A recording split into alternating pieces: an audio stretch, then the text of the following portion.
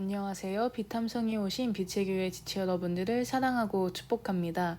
기도하심으로 2023년 3월 10일 비탐성 시작하겠습니다. 살아계신 하나님 아버지, 이 시간 온전히 주님 앞에 올려드립니다. 하나님 앞에 이 작은 시간을 올려드리며 하나님의 뜻을 구합니다. 이 작은 시간으로 인해 우리의 삶이 하나님이 기뻐하시는 인생이 되게 해주세요. 예수님의 이름으로 기도드립니다. 아멘. 오늘 우리가 함께 볼 본문은 고린도후서 1장 23절에서 24절입니다. 오늘 비탐성의 제목은 눈으로만 봐주세요입니다. 오늘의 비탐성의 구절들 바로 전인 어제의 비탐성의 말씀을 통해 바울은 마케도니아에서 고린도로 가지 못하는 것에 대해 이야기했습니다. 하지만 그것이 처음부터 육적이고 충동적인 계획이 아니었다고 이야기합니다. 그리고 자신이 닮아가는 신실하신 하나님에 대해, 그리고 그 하나님께서 이루실 확증된 구원에 대해 이야기합니다. 이렇게 하나님에 대해 말하지만 바울이 왜 고린도 교회에 가지 않는 것인지 아직 이야기하지 않았습니다. 그리고 이제 바울은 고린도 교인들에게 왜 고린도에 가지 않는지 그 이유를 이야기합니다. 고린도후서 1장 23절. 내 목숨을 걸고서 나는 하나님을 증인으로 모시렵니다. 내가 아직 고린도에 가지 않은 것은 여러분을 아끼기 때문입니다. 아멘. 바울은 이렇게 23절을 시작합니다. 내 목숨을 걸고서 나는 하나님을 증인으로 모시렵니다. 바울은 큰 두 가지의 것을 통해 자신의 결정이 진실한 결정이며 육적인 선택이 아니었음을 이야기합니다. 그 두 가지는 바로 자신의 목숨을 건 것과 하나님을 증인으로 세운 것입니다. 그리스도인으로서 목숨과 하나님, 이 두 가지는 가장 중요한 것입니다. 바울은 이 두 가지를 이야기하면서 고린도 교회로 가지 않은 것이 적절한 이유를 가졌다고 이야기합니다. 그 이유는 바로 고린도 교인들을 아끼기 때문입니다. 왜 고린도 교회를 가지 않는 것의 이유가 고린도 교인들을 아끼는 것이 될 수 있을까요?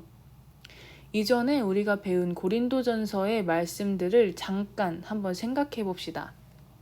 우리는 고린도전서를 통해 고린도 교회가 어떠한 교회인지 배웠습니다. 고린도 교회는 어떠한 교회인가요? 바울파, 아볼로파 등으로 나뉘어지고 성적으로도 재물에 있어서도 많은 문제가 있는 교회였습니다. 바울은 이후에 고린도 후서에서 이렇게 말하기도 합니다. 고린도 후서 13장 2절.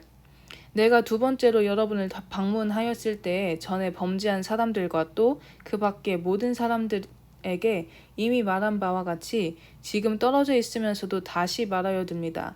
내가 이번에 다시 가면 그러한 사람들을 그냥 두지 않겠습니다. 아멘. 바울은 범죄한 사람들에게 가만두지 않을 것이라고 이야기합니다. 바울이 만약 고린도 교회에 간다면 바울은 이 모든 문제들을 일으킨 사람들을 치리하며 벌을 주고 심하면 내쫓을 수도 있습니다. 물론 바울이 가서 이 모든 것을 곧바로 처리하면 깔끔하다고 생각할 수도 있습니다. 그러나 바울이 고린도 교회에 가지 않은 것은 오래 참으시는 하나님께서 고린도 교인들에게 주신 마지막 기회입니다. 고린도 후서 12장 21절. 내가 여러분에게 다시 갈 때 여러분 때문에 내 하나님께 내가 부끄러움을 당하지는 않을까 걱정이 됩니다. 또 내가 전에 죄를 지은 많은 사람들이 스스로 행한 부정함과 음란함과 방탕함을 회개하지 않는 것을 보고서 슬피 울게 되지는 않을까 걱정이 됩니다. 아멘. 바울은 죄를 지은 사람들이 회개하여 하나님께 돌아오기를 그 누구보다 원하는 사람이었습니다. 그들보다 신앙적인 경험이 많으며 신학적으로 지식이 많다고 하여서 그들에게 벌을 주거나 그들을 내쫓는 것으로 좌지우지하고 싶어 하지 않았습니다. 바울의 이러한 마음을 고린도후서 1장 24절을 통해서 더욱더 알 수 있습니다. 고린도후서 1장 24절. 우리는 여러분의 믿음을 지배하려는 것이 아닙니다. 우리는 여러분이 기쁨을 누리게 하려고 함께 일하는 일꾼일 따름입니다. 여러분은 이미 믿음에 튼튼히 서 있습니다. 아멘. 바울은 고린도 교인들에게 이와 같이 이야기합니다. 우리는 여러분의 믿음을 지배하려는 것이 아닙니다. 여기에서 지배하다라는 것을 원어로 보면 그저 그들의 믿음을 마음대로 하는 지배권을 가진 것뿐만 아니라 그것을 자신의 소유로 여긴다는 뜻을 또한 포함하고 있습니다. 즉, 바울은 고린도 교회 교인들에게 고린도 교인들의 믿음은 바울의 것이 아닌 고린도 교회 교인들 자신의 것임을 이야기하는 것입니다. 그러면서 바울은 이렇게 이야기합니다. 우리는 여러분이 기쁨을 누리게 하려고 함께 일하는 일꾼입니다. 여기에서 이 기쁨을 찾아보면 그저 기분 좋은 것이 아닙니다. 원어적으로 이 기쁨은 하나님의 은혜를 아는 것입니다. 그리고 여기에서 일꾼은 함께 일하는 동역자 그리고 헬퍼입니다. 바울은 고린도 교회 교인들이 하나님의 은혜와 참된 기쁨을 알도록 도와주는 동역자임을 밝힙니다. 왜 바울은 동역자, 헬퍼로 있으면서 그들의 믿음을 좌지우지하고 싶어 하지 않았을까요? 그 이유는 바로 뒤에 나옵니다. 이 말씀을 원어 성경에서 보면 이 마지막 부분에 왜냐하면이라는 뜻을 가진 단어가 있습니다. 바울이 고린도 교회 교인들에게 자신이 동역자임을 말하는 이유는 그들이 이미 믿음에 튼튼히 서 있기 때문입니다. 고린도 교회 사람들은 많은 문제를 가지고 있었습니다. 어떻게 그들이 튼튼히 서 있다는 것을 이야기할 수 있을까요? 어제의 비탐성의 본문 중 21절을 살짝 보겠습니다. 고린도 후서 1장 21절. 우리를 여러분과 함께 그리스도 안에 튼튼히 서게 하시고 또 우리에게 사명을 맡기신 분은 하나님이십니다. 아멘. 바로 하나님께서 그들을 그리스도 안에서 튼튼히 세우셨기 때문입니다. 사람의 생활과 모습은 믿을 수 없습니다. 오로지 믿을 수 있는 분은 하나님 한 분입니다. 고린도 교회 교인들의 모습은 형편없을지라도 그들을 세우신 하나님이 있기에 바울은 하나님을 믿고 그들의 믿음의 자율성을 인정합니다. 이 말씀은 지금의 우리에게도 동일합니다.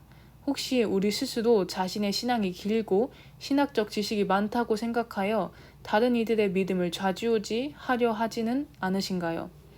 혹은 우리가 자신의 신앙이 별로 없다고 생각하여 다른 소위 믿음 좋다고 하는 사람들이 자신의 믿음을 끌고 가주기 원하지는 않으시나요?